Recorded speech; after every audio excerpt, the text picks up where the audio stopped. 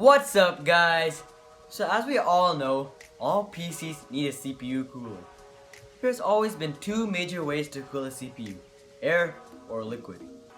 Liquid has always been known to be the superior method of cooling, but it also came with a lot of work, maintenance, risk, or leaking, and especially a lot more money just for a few degrees of lower temperatures or a few hundred megahertz of higher clock speed.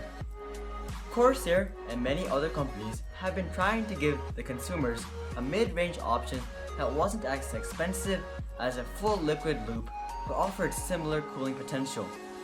These are now known as AIO coolers, and today I'm going to be taking a look at one of the most popular AIO coolers, the Corsair H100i V2.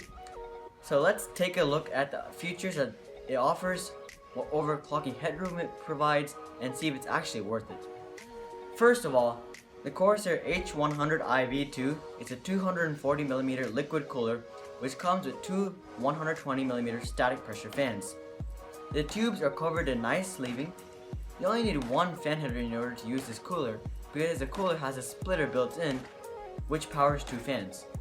However, if you want to monitor the thermals or play with the RGB LED, then you also need to plug in the cable which connects onto a USB 2 header on your motherboard. This allows you to monitor fan speed along with thermals and even set it so the RGB LED on the front changes to a different color if the temperatures exceed a certain point. The cooler comes with the Intel bracket which makes it nice for Intel builders. Also, for all you Ryzen builders out there, make sure to get the AM4 bracket from Corsair if your H100i V2 didn't already come with it. The newer shipments should come with it, but if you didn't, then make sure to order that from Corsair. Mounting the water block is very easy. There are just 4 screws that you screw into the backplate. However, mounting the radiator is quite a hassle because the tubing is quite thick, so it is hard to manipulate the tubing to your favor. Also, once I originally installed the radiator, I noticed a little rattling, and so I had to go back and place some spacers in the screws in order to stop the rattling. Also, the fans aren't the easiest to screw on, so you guys should consider putting the fans on to the radiator before you guys mount the radiator inside the case. There are 2 cables coming off the CPU cooler, so it's not easy to hide all the cables completely out of sight, but you can tie them up and make them as tidy as possible. So that's the features of the cooler. Now, let's discuss how it performs. I have an Intel i7 8700K installed in that PC, and I was able to overclock it to 5 GHz using this cooler. At idle, my temperatures are in the low to mid 30s under full load, and my temperatures are in the low to mid 80s, which are in my opinion okay as long as they don't go into the 90s. They rarely go into the 90s, so that's fine.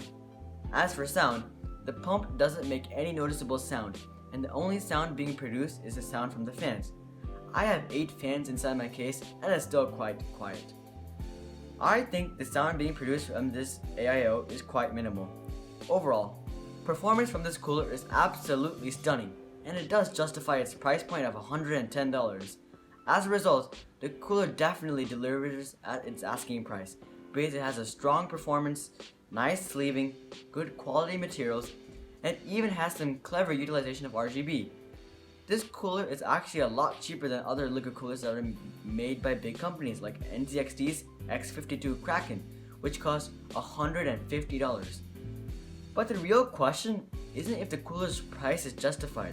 The question is the extra performance this cooler provides when compared to cheaper coolers worth it? And unfortunately, like my answer to all premium products, unfortunately not. It is not worth spending around $50+ more than many very good air coolers like the Hyper 212 Evo who provide nearly identical performance. The extra 200 MHz, the cool RGB, the sleeker look, and possibly even the quieter sound is not really worth spending 3 times more. With that money, you guys could maybe upgrade in GPU level or get more storage for your SSD or hard drive, or even buy more games or even upgrade to NVMe. Overall, the minimal performance increase that this provides is not worth spending that much more money. If you guys are building a premium build and only want the best parts available, then this is a good buy. And it is at the level of quality that you guys expect from a cooler priced at this range. This does really perform really well. However, if you guys are considering this cooler because you guys hope that it'll increase your CPU performance by 10% or increase your FPS by 20 frames, then that's really not going to happen. So you guys should just save your money and buy something that will actually improve performance by a lot, like a SSD or a GPU upgrade. Overall, this CPU cooler enters the range of diminishing returns, and I would recommend that you guys spend your money on other parts that give more performance before considering this cooler. If you guys already have a premium build and just want to know how this cooler is, then this cooler is absolutely awesome. It has a great performance and really is a top of the line product. If that's what you guys want, then you guys should definitely buy this. But otherwise, you guys should save your money and buy something cheaper and spend it where it actually matters. Well guys, that's all I have for you guys today. If you guys liked this video, make sure to toss me that like. If you guys loved it and would like to see more videos just like this, make sure to subscribe and press that bell notification so you guys are notified every time I post a video. Okay guys, I would love to hear your comments about this cooler, so make sure to post that in the comments down below. But that's all for now guys, and until next video, bye.